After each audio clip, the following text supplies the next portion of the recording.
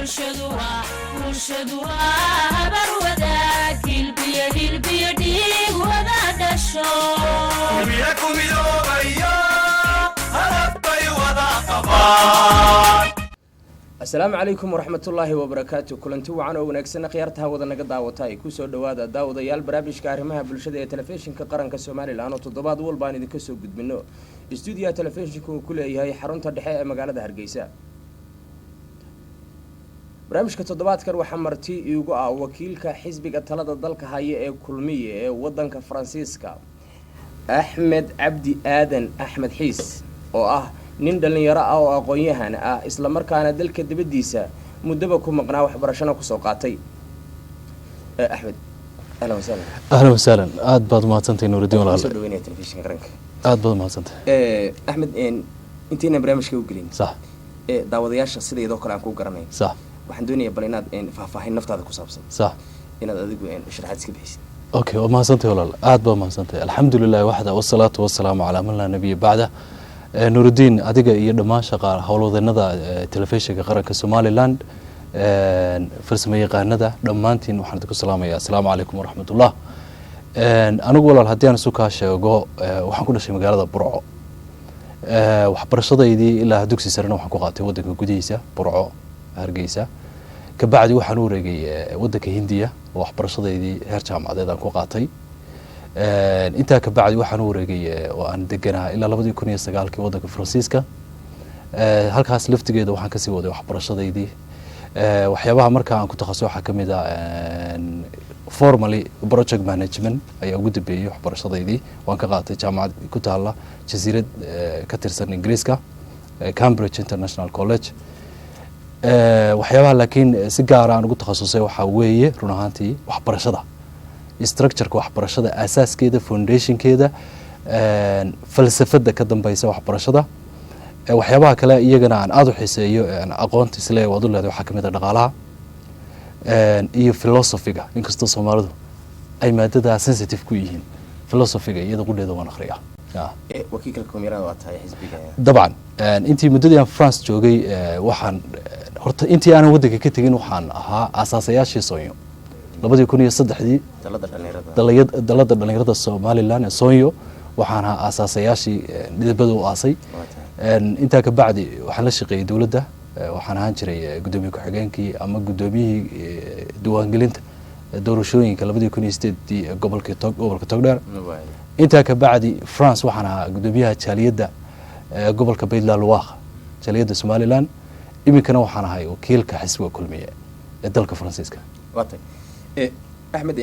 nin wadanka dibadiisa ku soo bartay waxta sax dabcan muddana dalka wad ka maqnayd oo waxbarashadu maqnayd iyo dabcan shaqooyin ba sax hadda dalka ku soo laabatay sax maxaa wadankii kaaga baxay isbedel noocay buu sameeyay muddadii aad ka maqnayd. wallahi isbedel badan baa iga baxay isbedel horumarineed baa jira population laftigeeda ama ummaddu way korodhay tiradoodii hore aad iyo aad bay u korodhay. waqtigan waxa jira abaar baahsan oo wadankii ku habsatay khaasatan gobolada bariga. markaa waxaa jira dawladii oo isbedeshay laftigeeda oo dawladda imika jirta xisbiga kulmiye oo hogaaminayo oo ka hawl badan oo ka shaqo badan oo aad moodo wax badan oo amaana inay ku leeyihiin horumarka dhaqaalaha wadanka iyo isbedelka wadanka ku dhacay guud ahaantii. dhinaca kobaca dhaqaalaha wadooyinka dhismooyinka adigu si guud wadooyinku aad bay u qurux badan yihiin. safar baan ku tagay gobolka Togdheer wadada Berbero oo dhibaato badan ay dadku kala kulmi jireen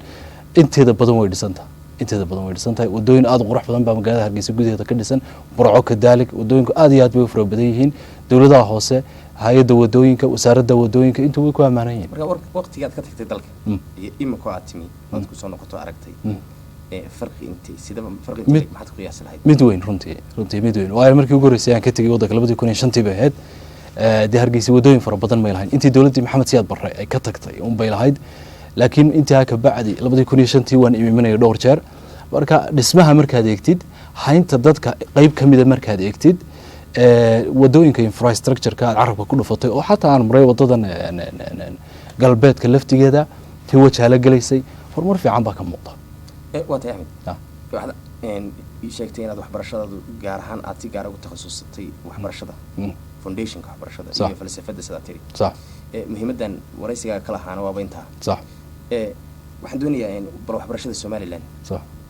ta hoose asaasa elementary-ga ilaa ta sare adigu waliba si gaarata foundation-ka ka hadlaya sidee kula muuqata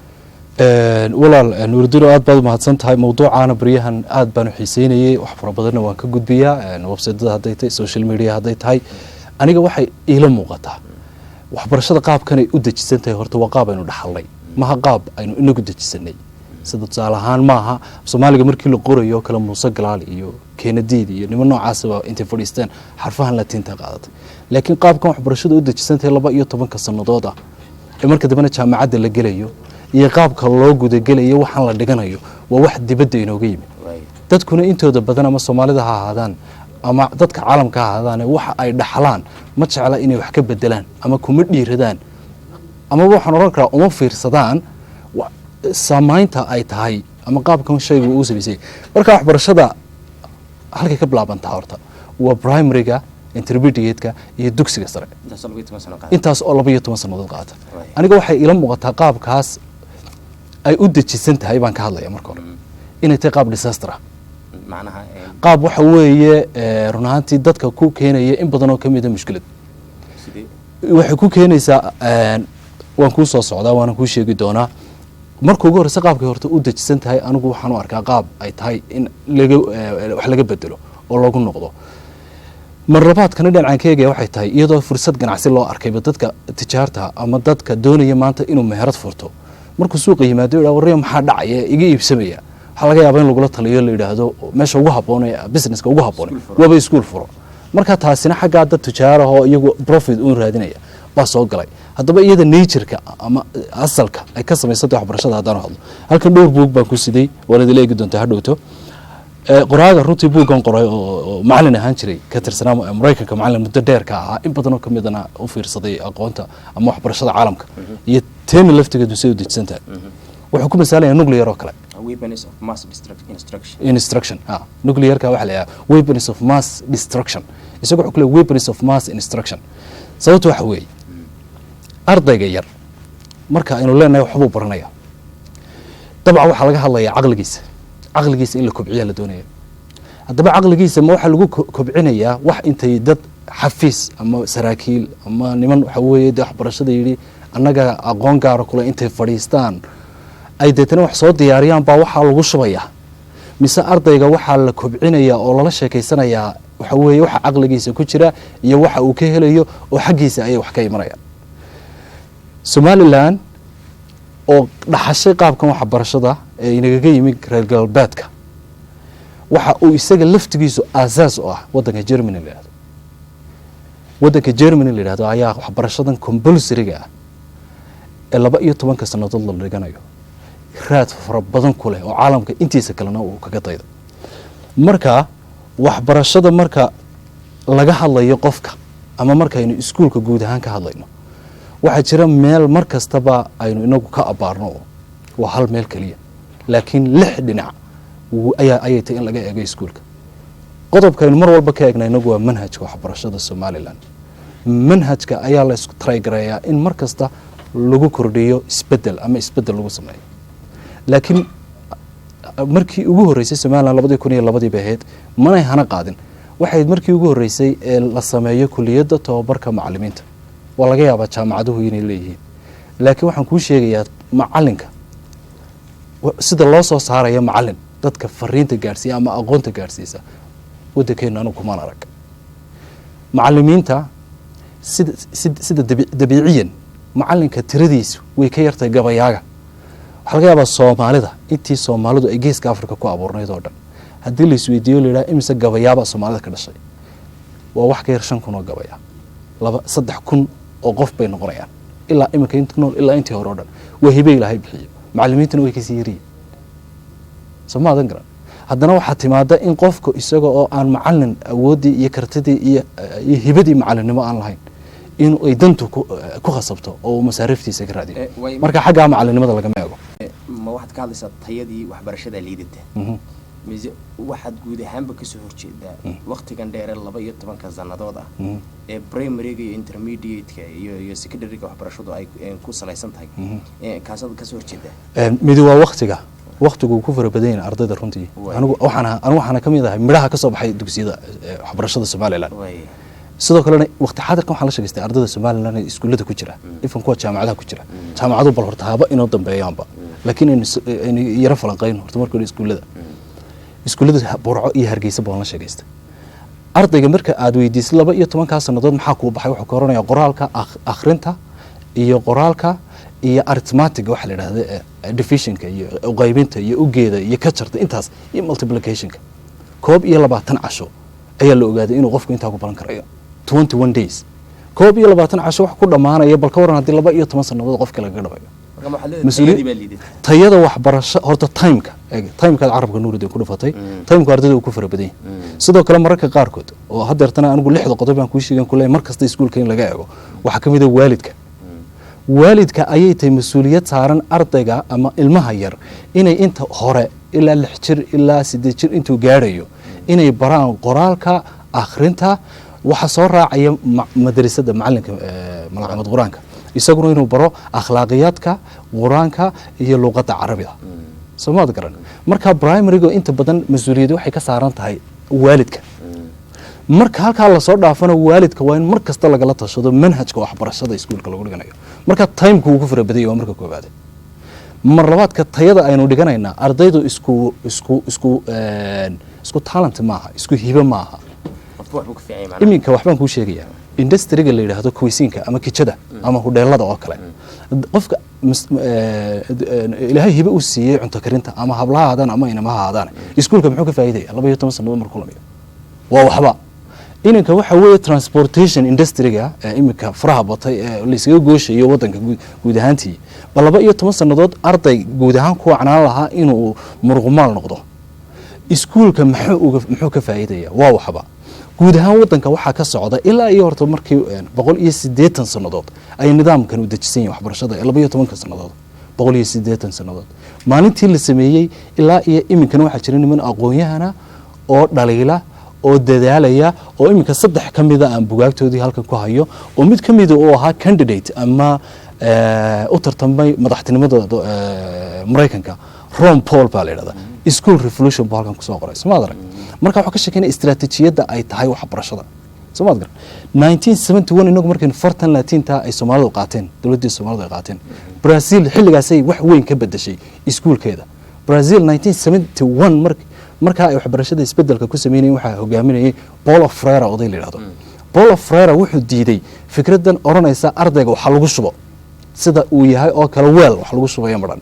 muxuu markaa soo jeeday wuxuu soo jeeday ardayga in lala sheekaysto oo xaqiisa ay wax ka yimaadaan oo la ogaado waxa uu ku wanaagsan yahay maxaa lagu ogaan karaa waxa uu ku wanaagsan yahay waxa kamid ah waxyaabo lagu ogaan karaa muuqaalkiisa imika inamada inta badan computerka ku wacan ama accountant-ka ku wacan waa dad dhudhuban ama hablaha ba haadaan waa dad la foolaya structure-kooda dadka la foolayda waxa la ogaaday inay waqti badan fadhiyi karayaan meel samir badan yihiin Soomaad garan marka ardayda noocaas waa in lagu hago wixii samirka u baahan ardayga iminka tusaale ahaan baa la yiraahdaa madaxa weyn ee intiisa kale madaxiisa ee ka weeyahay waa ardayda akademiyada ku wacan ama diinta ha dhex galo ama philosophy-ga iyo economics-ka ha dhex galo ama author ha noqdo qoraal ha noqdo ardaygu hadduu qaabo xataa appearances-kiisa waa lagu garan karaya ardayga iminka ku wacan public speech-ka oo kale tusaale ahaan dadka la hadla ama comedy-ga sooraan oo kale dee muhiim maaha in science loo dhigo marka dadka waxa lagu eegaya waa in laga hadal siiyo waa in la ogaado waxa uu isagu ku wacan yahay marka macallinku maaha qof intuu wax soo qaybay waliba isagana qof u soo dejiyay systemka UNESCO oo kale intay ku soo dejiso macallinkii loo dhibay dadkan ardayga lagu shubayo sidaas maaha waa in ardaygii la isweydiiyo muxuu ku wanaagsan isaga la fahantiisa Soomaad garan iyadoo laga duulayo muddo marka lala sheekaysto ama waxyaabo wax xiisaynayo iyo muuqaalka laftigiisa uu yahay marka la ogaado waxa lagu jeehaynaya isbiish waxa uu ku wacan yahay waxa uu isagu ku wacay because Sir Ken Robinson la yiraahdo caana oo Ingiriiska u dhashay isla markaana ka hadlo waxbarashada ayaa wuxuu leeyahay aad buu ka hadlaa waxbarashada buugtiisa ugu caansan waxa la find your element qof lama element ah imika hadeerto waan daawanayay TV-ga doodii ka socotay saxaafadda lagaga hadlayay inanka journalism-ka ku wanaagsan goor horeba waa la arki karaa hadduu macallinku uu coach yahay oo roolka uu ciyaaraya uu coaching waxa weeye qofkaad eegaysaa waxa uu ku wanaagsan yahay matid qof adigu instruction ama wax gudbinaya marka qofku ku wanaagsan saxaafadda oo kale handwritingkiisaad arkaysaa waxaad arkaysaa sida uu curiositygiisa wax u raadinayaad arkaysaa waxaad arkaysaa oo kale hadalkiisa oo inta badan dee ardayda kaabagalaska oo kale oo laga yaaba inay saxaafadda ku wanaagsan yihiin marka adduunyada waxay ka socotaa laakiin waxaad moodaa somaliland weli inaanay soo gaadhin aniguna waxaan uga gol leeyahay interviewga maanta aynu halkan ku duubayno somaliland run ahaantii waxaad moodaa waxyaabaha negativeka ee ku jira qofku wax kasta uu ka hadlo danbuu ka leeyahy self interest anigu barnaamijkan waxa aan uga daleeyahay ardayda ama caruurta somaliland ee yaryar iyo kuwa dhalan doona dambeba in uu wax u taro waxa weeye waxbarashada ama waxbarashadana qiimaha ay leedahay lama siiyo adduunka waa la isweydiiye waxa la yidhi waddan muxuu horumar ku gaadhaa dadka qaar waxay dhahaan population dadka qaar waxay yidhahdeen dee waa lacag fara badan dadka qaar waxay natural resources qoloba waxbay yidhahdeen haddaad doonaysa ummad ama waddan waxa uu horumarka ku gaadhaa waa cilmiguna waxa weeye qofku waxa uu ku wacan yahay sida gaarkaa ugu wanaagsan yahay in goor hore lagu hago waddanka somaliland waxa ka jirta shaqa la-aan baa la sheegaa ardaydii jaamacadaha kasoo baxdayba tiradoodii fara badan haddaad tiri kuwii dugsiyadana waqtigoodii hala yareeyay tusaale 4 sano wax lagu soo daayay wadankii maxaa lagu jihaynaya maxaa lagu mashquulinayaa shaqa abuur loo sameyn karaa waa si wanaagsan horta iskuulka cilmiga arday shaqa la-aanta waxay noqonaysaa qofku inuu suuqa ama marketka uu la yimaado wax soo saar inuu keensado wax soo saarka beeraha ka mid a kalluumaysiga ka mid a waxaa ka mid a inuu wax fara badan oo homemade oo waddanka lagu sameeyey ay waddanka soo galaan iskuulkeenna meelaha uu weaknesska ku leeyahay waxaa ka mid ah laguma barto financial educationka qaabka ay lacagta u shaqayso iyo qaabka tijaaradda loo sameeyo iyo qaabka waxa weeye uu qofku u safe gareyn karayo incomekiisa soomaad garan iyo baahiyihiisa iskuulka laguma barto iskuulka waa in lagu soo diro qaybtaas kuwaas waxaa ka dhasha dadkan entrepreneurka ee suuqa meheradaha ku leh because ardayda schoolarka even markay jaamacadda dhameeyaan waxa ka suuqa markay ugu yimaadaan qofkii aan iskuulka weligii dhigan kana ka badanaya waxaad arkaysaa qof aan weligii iskuul gelin oo haddana joornaal leh aan marka joornaalka iskala tusaalaan joornaal hebel weligii iskuul muu dhigan hodheel hebel weligii iskuul muu dhigan marka arday fara badan oo wax baratay oo waqti fara badan aan shaqayn activity physical activity xataa aan samayn adda in markay jaamacadda ka baxaan waxa weeye dee waxay la qabsadeen maaha way iskala qabsadeen inaanay shaqayn deetana in badan oo ka mid a way ka taagnaanayaan laakiin waxaa timi shaqa la-aanta horta shaqa la-aanta waa mawduuc aad u fara ballaadhan waa department dhan oo economicska maadada economicska qayb ka mid a waxaa la isweydiiyey inequalityga waa maxay inequalityga dadka u dhexeeya ma incomeka ayay inequalitygan sababaya Thomas Howell oday la yidhahdo economist oo Maraykan ah nin madoowa kuna takhasusay sababta dadka madow ay uga dambeeyaan dadka kale Maraykanka ay la degan yihiin wuxuu abaarayaa mushkiladdu inaanay ahayn incomeka mushkiladdu inay tahay productionka wuxuu istul taagay qoomiyado dhan oo ka dheereeyay ummaddii ay la noolaayeen tusaalaan ku siinaya waddanka la Sri Lanka waxaa ku nool laba qowmiyadood oo laba kala duwan qolo waa minority qolna waa majority taamiliyiinta dadka la yiraahdo waa minority taamiliyiinta ummadda inteeda kale way ka dheereeyeen sababta ay ugu dheereeyeen waxa weeye waxay aaminsan yihiin shaqo wuxuu aaminsan yahay qofkani shaqayso at the early stage hore daadiisa oo yar buu dunidii shaqada markaba gelaya sidoo kale waxay ka badiyeen Sri Lankiiskii kale kamay badinay Afrikaankii ka badiyeen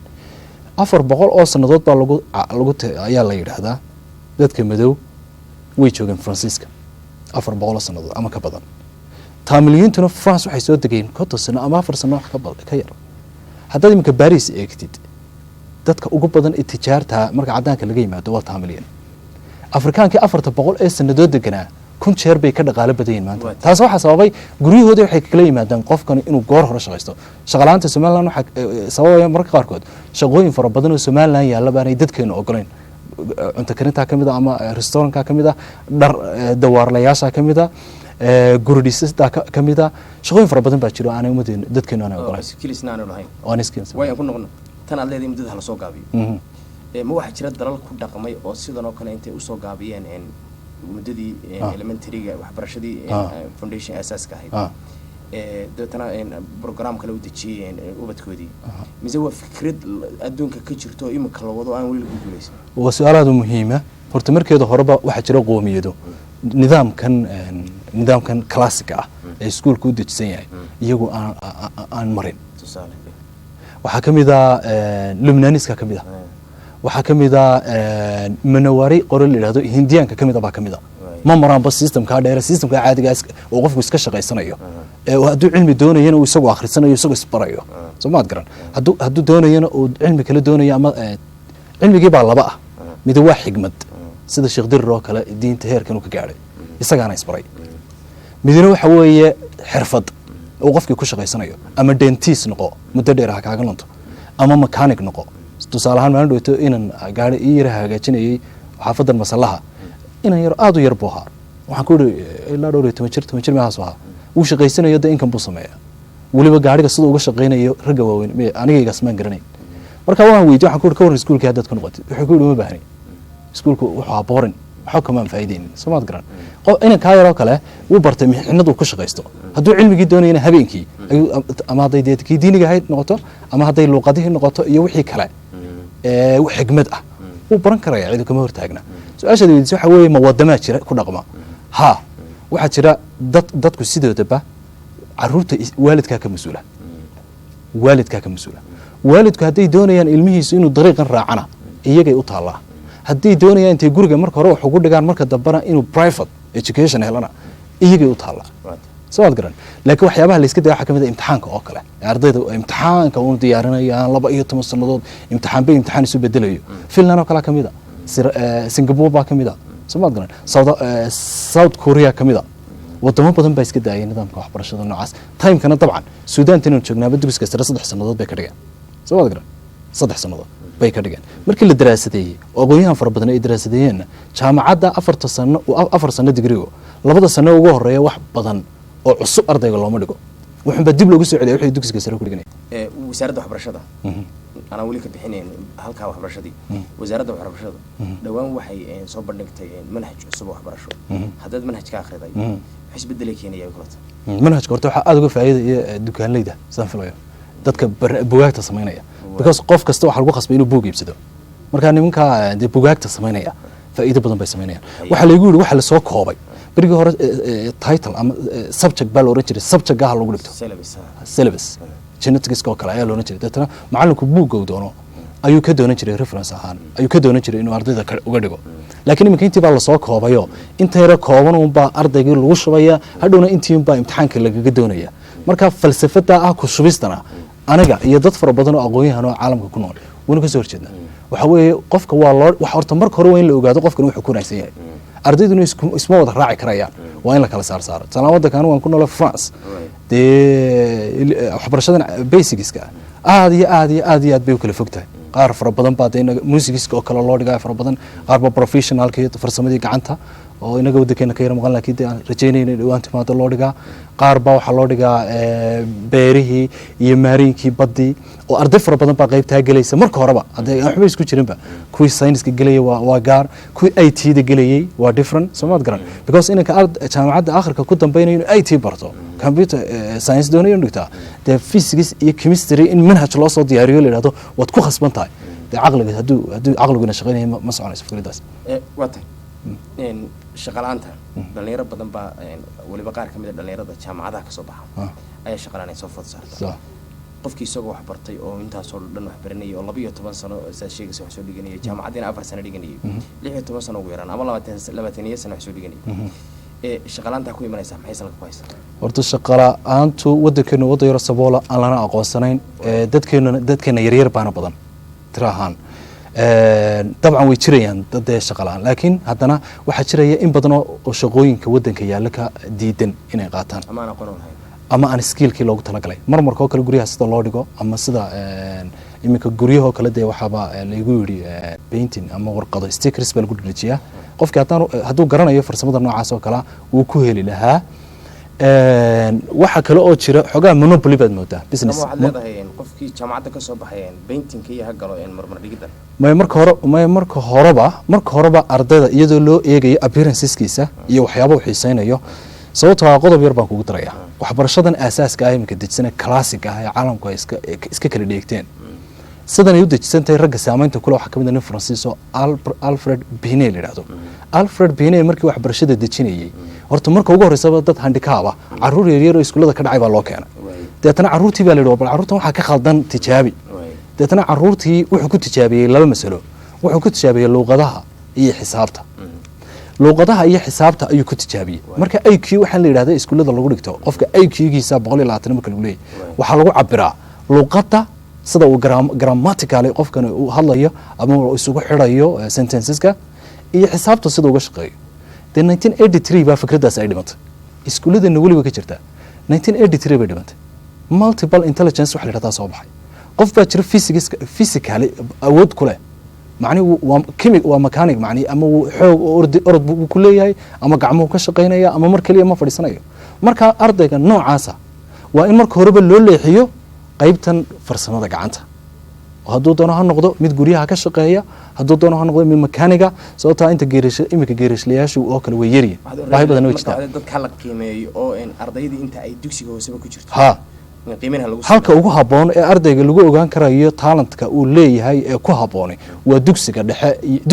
8 markuu marayo muddo inta lag badleedahay lagu soo koobo oo qofkana lagu kala ogaado kaasana hadii la iska daayo 12 sanado afarta hoose ee primary-ga ay horta hadii ay waalidku ka adag yihiin carruurtooda inay baraan qaabka wax loo qoro qaabka wax loo akhriyo xisaabta inta asaaska akhlaaqiyadka carabida iyo englishta oo kale inta yar hoose basicska horta waa shaqo marka hore u taala waalidka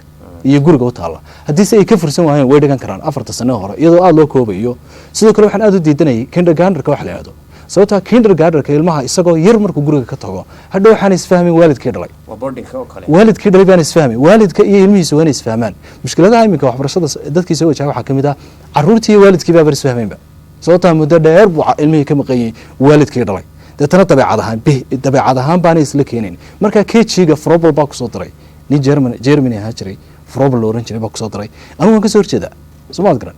marka primary-ga halkaa ay dhig dugsigan dhexe waa dugsiga ugu muhiimsan xataa kan sare uu ka muhiimsan yahay dugsiga dhexe waa in aad looga fiirsado qofka wax loo dhigayo maxaa maskaxda koriya hadaba waxa maskaxda koriya luqadaha koriya waxa maskaxda koriya in ardaygu ay doodaha ka qayb galaan waxa isweydiinta ka qayb galaan ardayga loo sii daayo inuu hadlo waxa maskaxda koriya quruxda oo kale synthesis waxyaabaha quruxda badan ee painting-ku ka mid yahay ayaa kordhiya Soomaalidan garan marka dugsiga dhexe sidiisa loo dhigto dugsiga sare laakiin 2 sanadood baan qabaa inuu ku filan yahay ardayda gabagoodaba dugsiga hoose meesha laga saaro dugsiga hoose hadii qof waalidku qayb dugsiga hoose yaan noqon compulsory oo dugsiga dhexe direct qofka loo qoro waxyaabaha aan aqligu qaadanay waxa kamid ah ninka iminka soo shaqeeyay wadanka ama military ahaan wadanka uu soo shaqeeyay isagoo yar intuu galay ee deetana ka bacdi siraadaha dhota jaamacad gal Soomaha inuu luqadaha iska soo adkeeyo iyo wixii loo baahnaa deetana loo sii daayo inuu jaamacad galo laakiin ka hor hadii lagu yiraahdo no certificate dugsiga sare ma sidatid deetana jaamacad ma galaysid ideonka ama fikradaha noocaasa anu fikrad ahaan mabaadi ahaan baan ka soo horjeedaa maadaama qofkan iyo qof soo shaqeeyay de wadankan aan deganayno wasaas qofka hadduu soo shaqeeyay oo in badan CV-giisa ay ku jirto 10 sanadood oo uu ahaa cook inta kariye ka ah hudhal salaad oo markii dambe isriis kaga bedelo sharciga baro qaanuunka baro qofkaas wuxuu u baahan yahay carabida iyo shariicada islaamka iyo xoogaa yaro Englishta inuu barto deetana imtixaan laga qaado qiimeyn toos ugu gala kuliyada sharciga oo kale ayuu u baahan yahay Soomaad garan laakiin ma aha in lagu cucubo leeyahay dugsiga sare waa qasab maxaad soo dhigoyd dugsiga sare anu gabigiisa waxaan oo kale 2 sanadood inuu ku munaasib yahay sababta aan ugu arkaa waxa weeye sanadka hore waa in loo dhigo general education isagoo eedka laftigiisa ku soo qaatay haddana sanadka koobaad waa in lagu yiraahdo general education ka 1 year ka ugu horeeya markuu kala baxo second year ka waa inuu dhaarta u galo wixii ku naasana la accountant oo kale ama leadership ama management hadduu baranayo waa inuu toos u aado waxbarashada muddada dheer waxa ku jirta qofkii inuu dabeecadii dadka barto oo dad la dhaqankii barto oo muddada uu ardayga yahay intaas oo sano oo arday galaasyo kala duwan fadhiisanayo uu arday kala duwan la fadhiisanayo qofkii behaviorkiisa iyo dhan inay isbedelaan oo qofkii uu sociable noqdo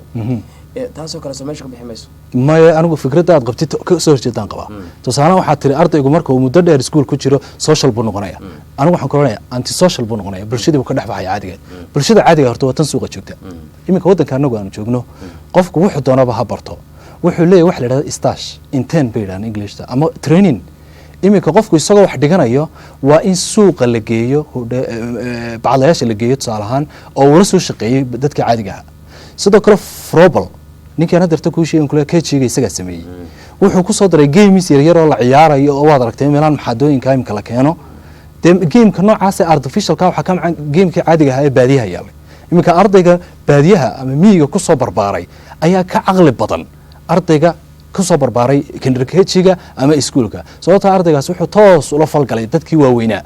dadkana maaha in loo kala saaro da-da tusaalahaan qofka yar waa inuu dadka waaweyn dad kala duwan waa inuu aada usoo dhex galay markaasuu social noqonaya watay axmed waan jeclaa inay weliba kusii socono su-aalahaasoo dhan waxaan doonayaa dhinaca dhaqaalaha maadaama qayb ka mid a dhaqaalaha inaad barato aqoon u leedahay dhaqaalaha fara badan oo adigoo qoraalla ka sameynayna aan arkay ee dhaqaalaha waddanku miisaaniyadda waa la kordhiyo 300 iyo 60 iyo dhowr milyan baa laga dhigay dhaqaalinka kobac baa ku yimid aduu dhaqaalaha dalka soo socda soo aragtay dhaqaalaha walaal nuruddin aad iyo aad baad mahadsantahay dhaqaalaha iyo finance iyo economics waa laba shay oo kala duwan laakiin waxaad moodaa marka qaarkood iskaga qaldamaan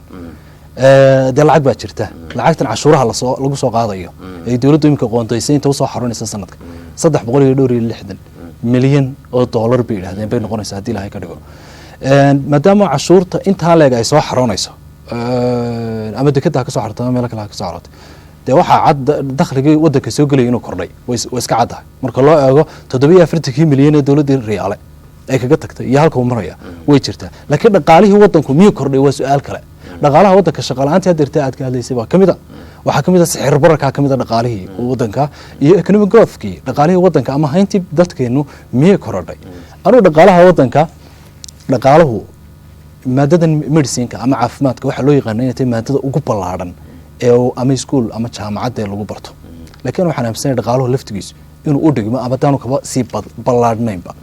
dhaqaalo waddan muxuu ku xidhan yahay baa la isweydiiyey ama dhaqaaluhu waa maxay dadka qaar markaa waxay u fahmeen inay capital ka tahay capital lacagta waddanka haddii waddanku lacag badan yeesho oo resource badan yeesho saliid oo kale hadduu yeesho waddanku rich buu horumar buu samaynaya qaarna waxay waddankii u fahamsan yihiin in marqumaal jiro oo xoog iyo shaqaalihii iyo caynka Karl Marx iyo fikraddiisii communismka ayaa halkaaba ka duulaysaba laborka soo maadan garan shaqaalihii dadka qaarna waxay aaminsan yihiin oo aad moodo jaamacadaha qaybaha dhaqaalaha ee waddankeena dowladdu inay dee dhaqaalaha maamusho oo dowladdu ay innovationka iyo curunta xaggeeda ka yimaado laakiin anugu ka axmed ahaan waxaan aaminsanahay anigoo ku xidhan iskuolka Vienna School of Economics ayaan aada afkaarahooda anugu la dhacsana suuq horta marka hore waana competition jiro competitionkana waa in la ilaaliyo iminka warshadan ama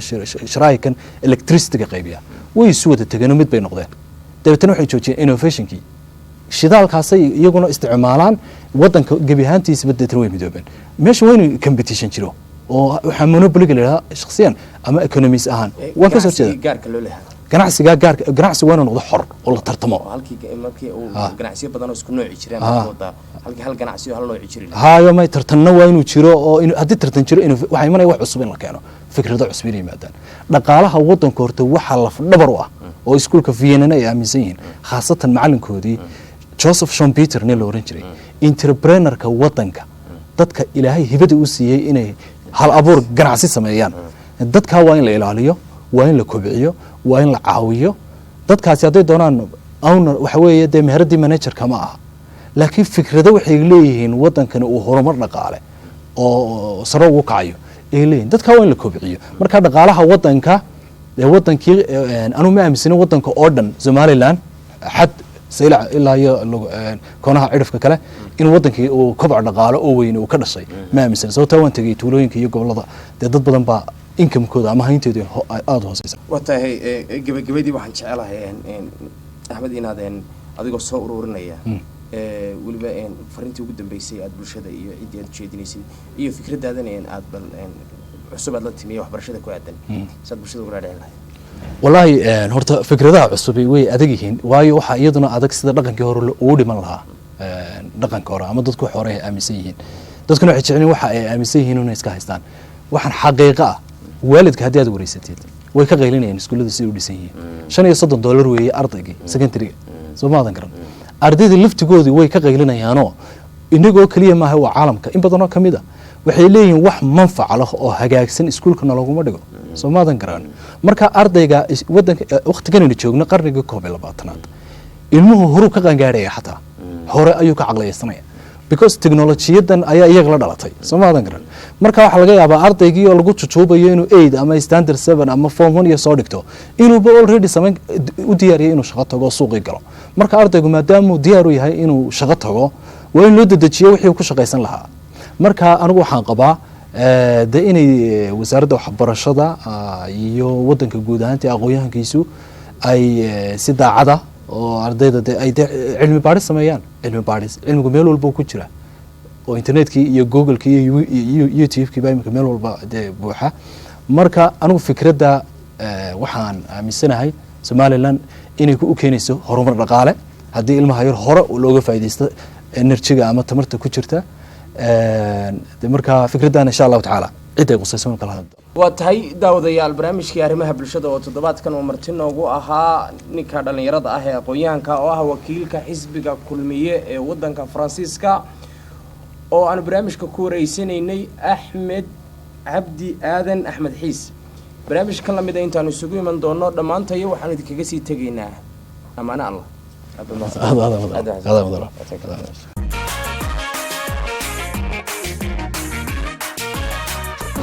bulshadu waa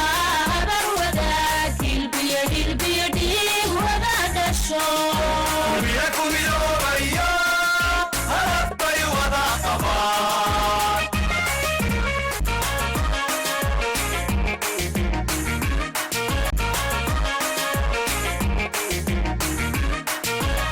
bulshadu waa